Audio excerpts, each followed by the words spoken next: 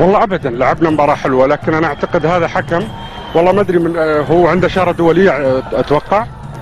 اي هذا المفروض يعطونا اشاره والله ما ادري وشو، يعني حكم انا ما قد شفت التحكيم بهالطريقه، يعطي لاعب من لاعبينا كرت احمر واخلاقيا حكم دولي زي ما يقولون يقول للاعب ارجع لبلدك احسن. هذه لازم ترفع رعاية الشباب هالحكي هذا، والحكام هذول اللي ما يعرفون الاخلاق. اذا الحكم ما يعرف الاخلاقيات ويقول للاعب التونسي ارجع لبلدك افضل، هذا منطق هذا؟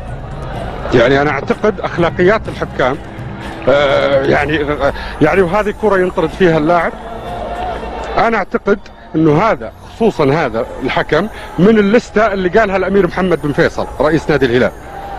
هذا اعتقادي انه من لستة الرشاوي، وانا اقولها ولا علي من احد، لان هذا حكم لنا مليون مباراة، وكل مباراة يحكم للنصر يطلع فيها اسوأ واسوأ واسوأ. فانا ما ادري، يعني يقولون الحكم السعودي هذا لا اعتقد ينتمي كحكم سعودي.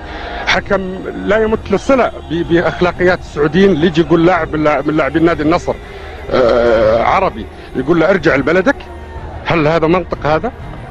انا اعتقد انه الحكام السعوديين ان شاء الله فيهم الخير، لكن حكم زي هذا اسمه خليل جلال هذا المفروض يشطب من التحكيم كاملا، مش حتى سنه او 6 شهور. هذا حكم انا اقول لك يعني من اسوأ الحكام اللي قد شفتهم في حياتي. يعني هل من الاخلاقيات، ارجع ارددها، هل من اخلاقيات الحكم، وهذه لازم يصير فيها تحقيق، من اخلاقيات الحكم يقول لاعب ارجع لبلدك افضل؟ فانا اعتقد التحكيم يعني سمو الامير تطالب بالتحقيق بهذا مع هذا الحكم خصوصا. هذا الحكم انا اعتقد يعني حكم يعني صراحه انا ما اقدر اتكلم من يعني اخلاقياتنا ما تسمح لنا. عبد الكريم عبد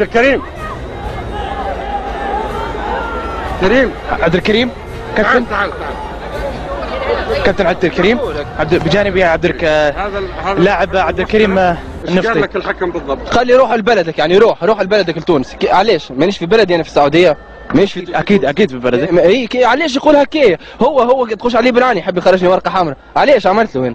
يقول لي روح لبلدك، يعني عنصريه ولا كيف؟ صحيح، مش معقول هذا اللي المفروض يكون فيه تحكيم. ويقول يعني تحكيم استغفر الله يا رب. شكرا عبد الكريم. سمو نشكر لك هذه المقابله. شكرا يا اخوك، يعطيك الف عافيه. شكرا.